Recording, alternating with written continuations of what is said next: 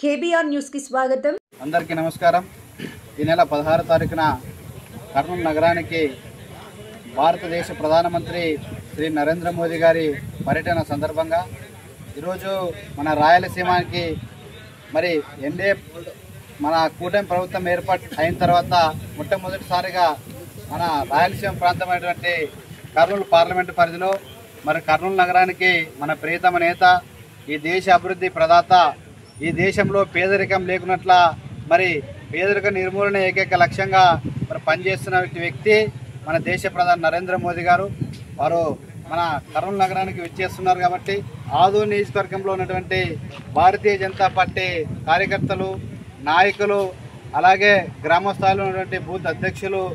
అలాగే మండల కమిటీ సభ్యులు, మరి ఎన్డీఏ కూటమిలో భాగంగా తెలుగుదేశం పార్టీ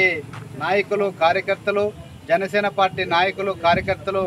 గ్రామ స్థాయి నుండి అత్యధికంగా మన ప్రజలందరినీ సమీకరించి మన దేశ ప్రధానమంత్రి నరేంద్ర మోదీ గారి సభను విజయవంతం చేయాలని, వారి రాకతో మన కర్నూలు పార్లమెంటు పూర్తి స్థాయిలో అభివృద్ధికి నోచుకుంటుందని చెప్పేసి నేను ఈ సభాముఖంగా తెలియజేస్తూ, మరి 78 స్వతంత్రంలో